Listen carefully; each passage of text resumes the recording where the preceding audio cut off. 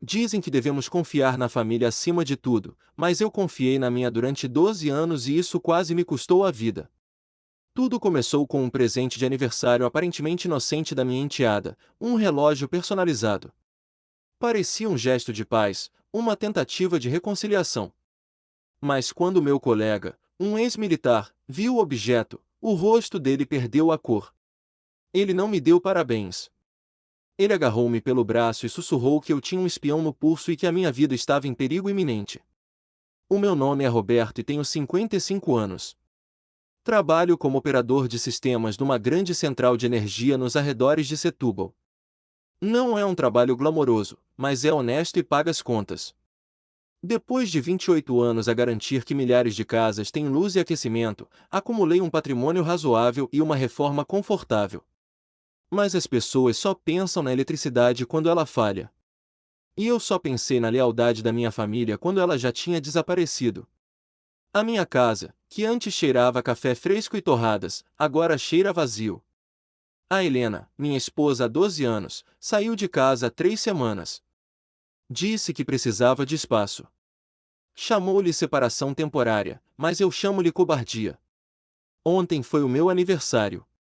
Estava sozinho na cozinha a preparar-me para o turno da manhã quando abri o pacote que tinha chegado pelo correio. Dentro da caixa de veludo estava um relógio. Aço inoxidável, mostrador escuro, bracelete de couro legítimo. Na parte de trás, uma gravação, para o Roberto, por todos os anos. Vanessa. Fiquei paralisado. A Vanessa, a minha enteada, sempre me tratou com uma distância educada, chamando-me pelo nome e nunca de pai. 12 anos de frieza e, de repente, um presente caro e sentimental. Coloquei-o no pulso. O peso do metal parecia solidificar uma esperança estúpida de que, talvez, com a mãe fora de casa, ela quisesse aproximar-se. Que erro terrível! Cheguei ao trabalho e a manhã passou como qualquer outra. Verifiquei os manômetros, registrei as leituras das turbinas. Durante a pausa das 10 horas, sentei-me no refeitório com o Carlos. O Carlos é um homem da minha idade, mas com um passado diferente. Antes de vir para a central, serviu 15 anos na segurança privada de altos executivos e foi militar. Ele não fala muito, mas observa tudo. Estávamos a falar sobre o jogo do Benfica quando o olhar dele caiu sobre o meu pulso. Ele pediu para ver o relógio novo. Entreguei-o com orgulho, dizendo que era presente da enteada. O Carlos girou o relógio nas mãos, sentindo o peso, analisando as emendas do metal. A expressão dele mudou. Não foi um choque dramático, mas um endurecimento nos olhos. Ele pousou o relógio na mesa com um cuidado excessivo, como se fosse uma bomba. Olhou em volta para garantir que ninguém ouvia e disse-me para guardar aquilo no bolso imediatamente. Perguntou se eu tinha falado sobre assuntos confidenciais ou financeiros enquanto o usava. A pergunta gelou o meu sangue. O Carlos explicou que a coroa do relógio estava desalinhada de uma forma muito específica e que o peso era excessivo para aquele modelo. Ele tinha visto equipamentos assim no passado. Aquilo não era um relógio. Era um dispositivo de vigilância modificado. Áudio, localização GPS e transmissão de dados. Alguém não queria apenas saber as horas, queria saber cada passo que eu dava e cada palavra que eu dizia. Senti um nó no estômago. Perguntei por que razão a Vanessa faria isso. O Carlos foi direto ao ponto e disse que pessoas não gastam fortunas em equipamento de espionagem por afeto. Fazem-no por dinheiro ou controlo. Ele aconselhou-me a sair dali agora mesmo e ir diretamente à polícia judiciária. Disse para não ir para casa, não ligar a ninguém e, acima de tudo, não confrontar a minha esposa ou a enteada. Eram 10h20 da manhã. Saí da central alegando uma emergência médica e conduzi até Lisboa, com o relógio a queimar no meu bolso. Na esquadra da polícia judiciária, fui atendido por uma inspetora chamada Marta. Uma mulher de 40 anos com ar cansado mas perspicaz. Quando lhe contei a história e mostrei o relógio, ela não riu. Chamou um técnico forense. Esperei numa sala cinzenta durante 40 minutos intermináveis. Quando voltaram, o técnico trazia um computador portátil. O Carlos tinha razão, mas a realidade era pior do que imaginávamos. o dispositivo não estava apenas a gravar. Estava a transmitir áudio em tempo real e a enviar a minha localização a cada 30 segundos. E o pior de tudo, o sinal estava ativo há 36 horas. Desde que abri a caixa. A inspetora Marta perguntou-me se havia algum motivo financeiro para tal vigilância. Falei da separação, da reforma antecipada que planeava, do valor da casa e das poupanças. Cerca de 400 mil euros em jogo. Ela assentiu. Era um motivo clássico. Mas então veio o primeiro golpe real. Enquanto a inspetora falava, o meu telemóvel vibrou com um alerta da aplicação do banco. Uma notificação de transferência agendada. Abri a aplicação com as mãos a tremer.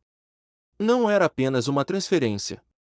Alguém com as minhas credenciais de acesso estava a tentar liquidar um fundo de investimento que eu mantinha há 20 anos. O pedido tinha sido feito há 10 minutos, usando a minha assinatura digital. A inspetora olhou para o ecrã e disse que a transmissão em tempo real do relógio devia ter captado as minhas palavras-passe ou os sons das teclas quando acedi ao banco no computador de casa. Mas havia algo mais sinistro. O técnico da polícia rastreou o IP que estava a receber o sinal do relógio. Não era a casa da Vanessa. O sinal estava a ser enviado para um escritório de advogados na Baixa de Lisboa. Um escritório especializado em interdições judiciais e gestão de patrimônio de idosos. A Vanessa e a Helena não queriam apenas roubar o meu dinheiro às escondidas. Elas estavam a construir um caso médico e legal para me declarar incompetente. O relógio era para captar momentos de confusão, raiva ou esquecimento, editá-los e usá-los em tribunal. Eu não estava apenas a ser roubado, estava a ser transformado num fantasma na minha própria vida. A inspetora disse que precisávamos de agir rápido, mas com inteligência. Se eu bloqueasse as contas agora, elas saberiam que eu sabia. Se eu tirasse o relógio, perderíamos a prova. Ela desenhou um plano arriscado. Eu teria de continuar a usar o relógio. Teria de voltar para o meu carro, falar sozinho como se estivesse confuso, alimentar a narrativa delas enquanto a polícia obtinha um mandado para rastrear o escritório de advogados. Teria de ser o ator principal na minha própria destruição para as apanhar em flagrante. Saí da esquadra e coloquei o relógio frio no pulso. O ponteiro dos segundos movia-se silenciosamente, mas agora eu sabia que cada tic-tac era uma contagem decrescente para o confronto final. E eu estava pronto para a guerra. Saí da esquadra da polícia judiciária com o estômago embrulhado e a mente a trabalhar a 1000 a hora. A viagem de regresso a Setúbal foi a performance mais difícil da minha vida. Eu sabia que o microfone no meu pulso captava tudo, desde o som do motor até a minha respiração irregular. Precisava de começar a encenar a minha própria demência imediatamente. Comecei a falar sozinho dentro do carro, murmurando frases desconexas e perguntas sem sentido, projetando a imagem de um homem que estava a perder o contato com a realidade. Perguntei em voz alta onde tinha deixado as chaves de casa, apesar de estarem na ignição, e repeti várias vezes o nome da minha falecida mãe, como se estivesse à espera que ela me respondesse do banco de trás. Senti-me humilhado por ter de fingir fraqueza para me proteger das pessoas que deveriam amar-me, mas a raiva que crescia dentro de mim servia de combustível. Cada vez que olhava para aquele relógio de aço inoxidável, não via um presente, via as grades de uma prisão que a Vanessa e a Helena estavam a tentar construir à minha volta. Decidi que não podia ir para casa imediatamente. A casa estava vazia e cheia de memórias que agora pareciam mentiras, e eu sabia que precisava de um aliado. Pensei no Tiago, o meu filho biológico de 31 anos. Ele sempre foi um rapaz bom, embora um pouco influenciável, e trabalhava como eletricista numa grande construtora.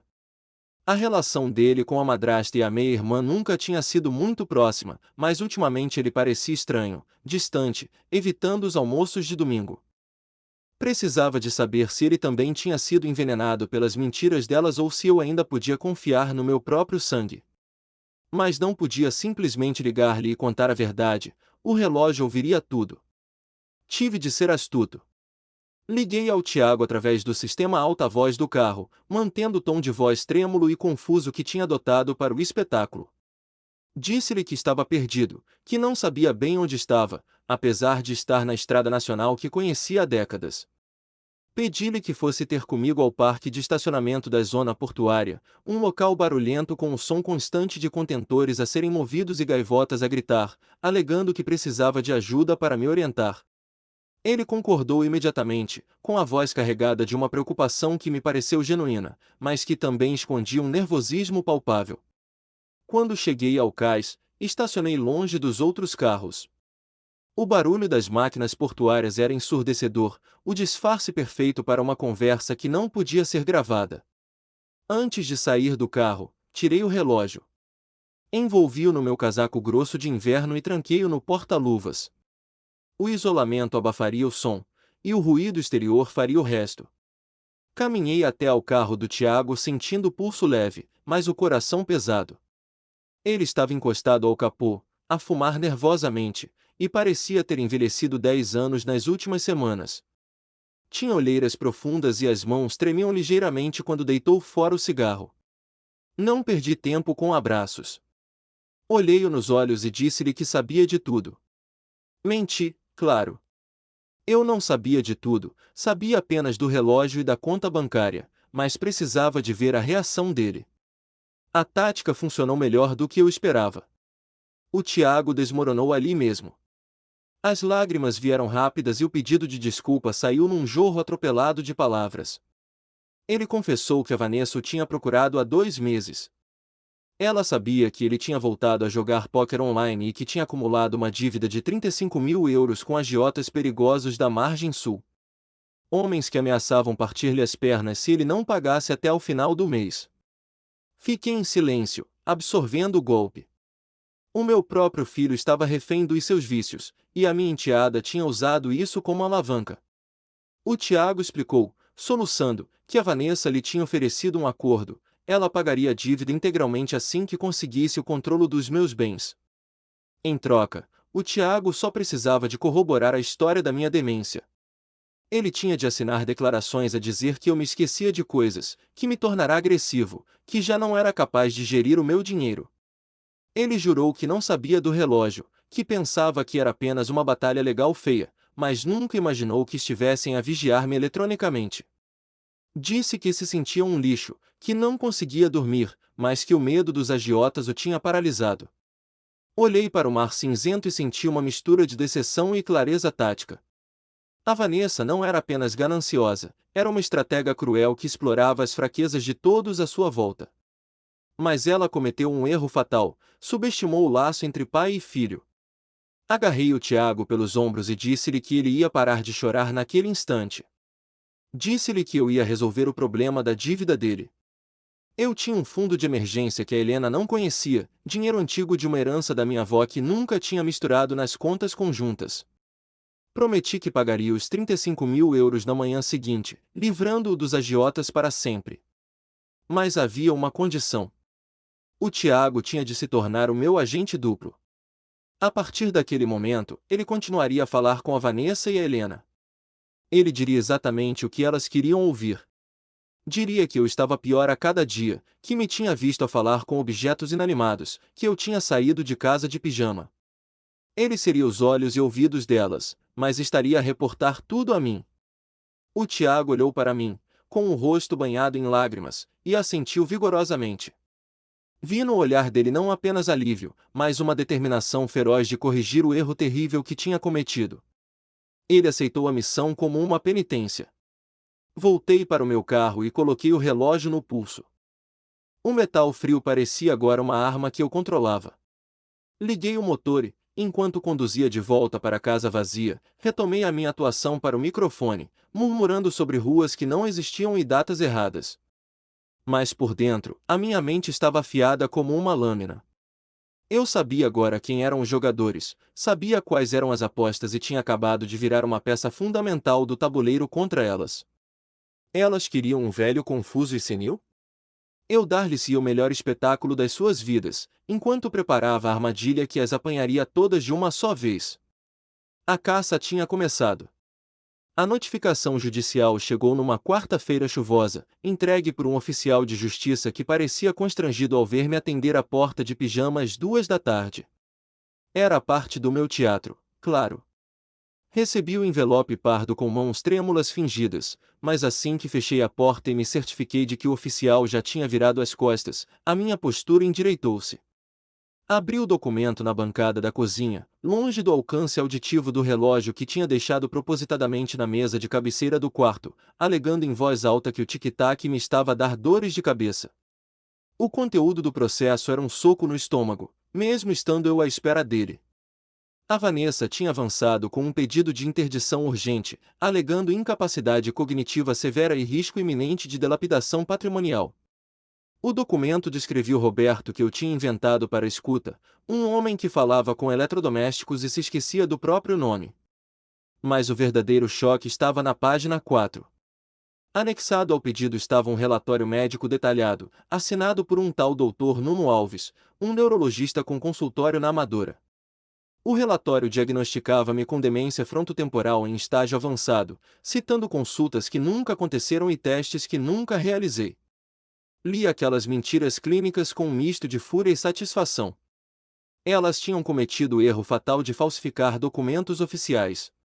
A ganância tinha as tornado desleixadas. Tirei fotografias de cada página com o meu telemóvel pessoal, enviando-as imediatamente para a inspetora Marta através de uma aplicação encriptada, e voltei a vestir a pele do velho confuso, arrastando os pés até ao quarto para colocar novamente o relógio no pulso. Na manhã seguinte, pus em prática a fase mais crítica do contra-ataque. Disse para o relógio, com voz arrastada, que ia às termas em Lisboa para tentar relaxar os músculos tensos. Era o álibi perfeito para tirar o dispositivo. Cheguei a um balneário no centro da cidade, aluguei um cacifo e tranquei lá o relógio, envolto numa toalha grossa para abafar qualquer som ambiente. Saí pelas traseiras e apanhei um táxi para o consultório do meu médico de família há 20 anos, o Dr. Miguel. Ele recebeu-me com uma expressão grave. Eu já o tinha avisado por telefone seguro sobre a situação, e ele estava pronto para a guerra. Durante 3 horas, fui submetido à bateria de testes cognitivos e neurológicos mais exaustiva da minha vida. Fizemos ressonâncias, testes de memória, avaliações psiquiátricas e exames de sangue. O Dr. Miguel documentou tudo em vídeo, garantindo que não haveria dúvidas sobre a minha identidade ou sobre a data dos exames. No final, enquanto imprimia os resultados, ele olhou para mim e disse que o meu cérebro estava tão afiado como o de um homem 20 anos mais novo. Ele redigiu um contralaudo de 30 páginas, atestando a minha plena capacidade mental e refutando categoricamente qualquer hipótese de demência. Mais importante ainda, ele acedeu à base de dados da Ordem dos Médicos e confirmou as nossas suspeitas sobre o tal Dr. Nuno Alves. O homem tinha 2 processos disciplinares por prescrição indevida de opiáceos e estava atolado em dívidas. Era um mercenário de bata branca. Ao sair do consultório, recebi uma mensagem da inspetora Marta que fez o meu sangue ferver e gelar ao mesmo tempo. A polícia judiciária tinha seguido o rastro do dinheiro. Não era apenas a Vanessa que estava a pagar ao médico corrupto. Havia transferências diretas de uma conta secreta da Helena. A minha esposa não estava apenas a ser manipulada pela filha. Ela era uma participante ativa e financiadora do esquema. Marta informou-me também que o tribunal tinha marcado a audição de emergência para dali a 48 horas. A Vanessa tinha pedido urgência alegando que eu estava prestes a doar todo o meu patrimônio a uma instituição de caridade inexistente, mais uma mentira que o Tiago, seguindo as minhas ordens, tinha plantado na cabeça delas. Voltei ao balneário, recuperei o relógio e coloquei-o no pulso. O metal parecia mais pesado agora, carregado com a iminência do confronto. Durante o caminho de volta para casa, decidi dar-lhes o golpe de misericórdia emocional. Parei o carro numa berma deserta e comecei a chorar copiosamente para o microfone. Pedi perdão a Helena, implorei para que a Vanessa não me abandonasse, gritei que estava com medo dos monstros que via nas sombras. Foi uma performance visceral, desenhada para lhes dar uma confiança absoluta. Eu queria que elas entrassem naquele tribunal sentindo-se vitoriosas, arrogantes e intocáveis. Queria que elas pensassem que o leão estava velho e sem dentes, para que não vissem a armadilha de aço que estava prestes a fechar-se sobre os tornozelos delas. Cheguei a casa exausto, mas a adrenalina mantinha-me de pé. Enquanto aquecia uma sopa de pacote, olhei para a cadeira vazia onde Helena costumava sentar-se. A mulher com quem partilhei a cama, os sonhos e os medos durante 12 anos tinha pago 5.000 euros a um médico corrupto para me trancar num asilo e ficar com o dinheiro da minha reforma. A traição já não doía como uma ferida aberta, tinha cicatrizado numa crosta dura e fria de determinação. O Tiago enviou-me uma mensagem codificada a confirmar que elas estavam eufóricas com as gravações do meu surto no carro. Elas achavam que tinham a prova definitiva. Mal sabiam elas que a inspetora Marta estaria na sala de audiências, não como testemunha, mas como executora de mandados de detenção. A armadilha estava montada, o Isco tinha sido mordido e amanhã, no Tribunal de Família e Menores de Setúbal, a presa descobriria que, na verdade, nunca foi o caçador. O dia da audiência no Tribunal de Família e Menores de Setúbal amanheceu com um céu de chumbo, espelhando a gravidade do que estava prestes a acontecer. Entrei no edifício austero acompanhado pelo meu advogado, o Dr. Barroso, um homem de poucas palavras e muita competência. Do outro lado do corredor, vi o triunvirato da minha destruição. A Vanessa exibia uma postura ereta e arrogante, vestida com um fato impecável que gritava sucesso e competência, enquanto a minha esposa, Helena, parecia mais pequena do que nunca, evitando o meu olhar e torcendo as mãos nervosamente. O meu filho, Tiago, estava sentado num banco afastado, cabisbaixo, desempenhando seu papel de filho destroçado pela doença do pai, mas trocamos um olhar imperceptível de cumplicidade que valia mais do que 1000 palavras. A sessão começou com uma formalidade sufocante. O advogado delas, um homem com um sorriso ensaiado e voz untuosa, iniciou a narrativa da tragédia. Pintou um retrato meu como um homem em rápido declínio cognitivo, um perigo para si mesmo e para o patrimônio da família. Com teatralidade estudada, solicitou a reprodução das provas irrefutáveis recolhidas pela dedicada enteada. O som da minha voz preencheu a sala de audiências. Eram as gravações do relógio. Ouvi-me a mim mesmo a chorar no carro, a perguntar por chaves inexistentes, a chamar pela minha mãe morta. A edição era cruelmente eficaz, tinham cortado os silêncios e montado um áudio que faria qualquer um duvidar da minha sanidade. Senti os olhares de pena do juiz e do escrivão queimarem minha pele. A humilhação era palpável, mas mantive-me imóvel, segurando a mesa com força para não denunciar a minha lucidez antes do tempo. Quando a acusação terminou, o ambiente na sala era pesado. O advogado delas pediu a interdição total e a nomeação imediata da Vanessa como minha curadora legal, com plenos poderes sobre as minhas contas e bens imobiliários. A Helena soluçou audivelmente, limpando uma lágrima seca. Foi nesse momento que o Dr. Barroso se levantou. Ele não pediu desculpa, nem tentou justificar o meu comportamento. Em vez disso, retirou da pasta um dossiê grosso e colocou-o na mesa do juiz com um baque surdo. Ele começou por apresentar o relatório do Dr. Miguel. Explicou que os exames tinham sido realizados na véspera, em contradição direta com as datas fabricadas no relatório da acusação. Enquanto o juiz folheava as 30 páginas de provas neurológicas que atestavam a minha saúde mental perfeita, o Dr. Barroso revelou a fraude do Dr. Nuno Alves, entregando cópias dos processos disciplinares do médico e os registros das transferências bancárias que provavam o suborno. A cor da cara da Vanessa desapareceu instantaneamente. A arrogância deu lugar ao pânico quando ela percebeu que o médico que compraram já tinha sido desacreditado. Mas o golpe final ainda estava por vir. O meu advogado pediu autorização para introduzir uma nova peça de evidência, entregue naquela manhã pela polícia judiciária. Ele ergueu o relógio dentro de um saco de provas forense. O silêncio na sala tornou-se ensurdecedor quando ele explicou que aquele objeto não era um presente de aniversário, mas um dispositivo de escuta ilegal modificado para espionagem industrial. O juiz olhou para o relógio e depois para Vanessa com uma expressão de repulsa indisfarçável. O argumento da preocupação familiar desmoronou-se como um castelo de cartas. Contudo, a verdadeira bomba explodiu quando o foco se virou para Helena. A investigação da inspetora Marta tinha ido mais fundo do que esperávamos. O Dr. Barroso projetou num ecrã lateral os fluxos financeiros da conta secreta da minha esposa. Não eram apenas pagamentos para o médico corrupto ou despesas legais. Havia transferências mensais regulares, totalizando quase 50.000 euros ao longo do último ano, para uma conta sediada no Algarve. O beneficiário não era um familiar, nem uma instituição.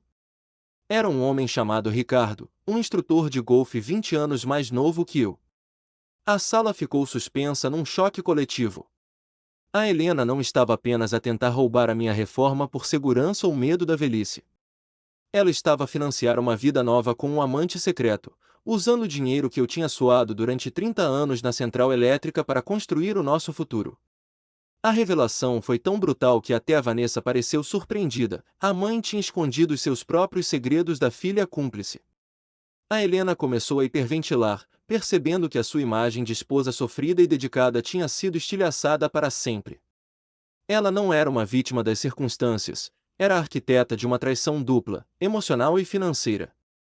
O juiz, visivelmente irritado com a tentativa de manipulação do tribunal, ordenou silêncio imediato quando o advogado delas tentou protestar.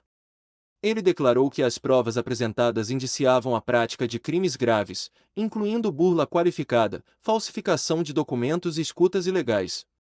O pedido de interdição foi liminarmente indeferido. Mas a audiência não terminou com um simples caso encerrado. O juiz informou que tinha a obrigação legal de extrair certidões de tudo que for apresentado ali e remetê-las para o Ministério Público para procedimento criminal imediato. Olhei para o lado.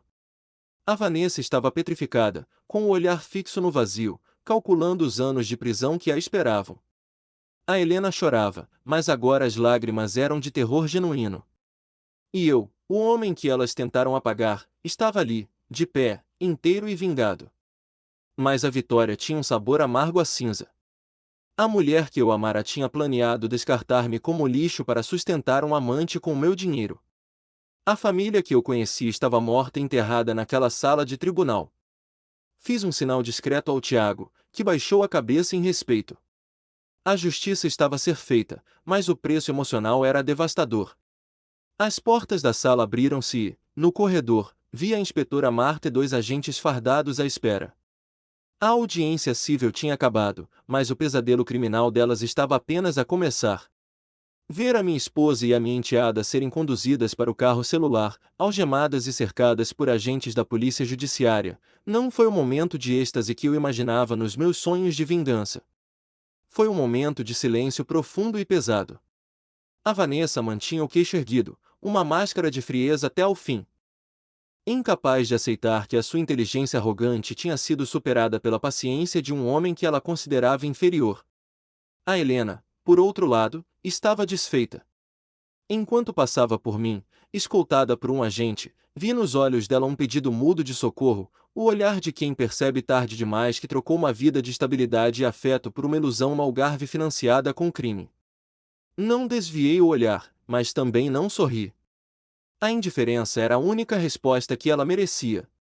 O processo criminal arrastou-se por 6 meses, mas as provas eram demasiado contundentes para qualquer defesa eficaz. O doutor Nuno Alves, o neurologista corrupto, foi o primeiro a cair. Perdeu a licença médica definitivamente e foi condenado a 3 anos de prisão efetiva por falsificação de documentos e associação criminosa.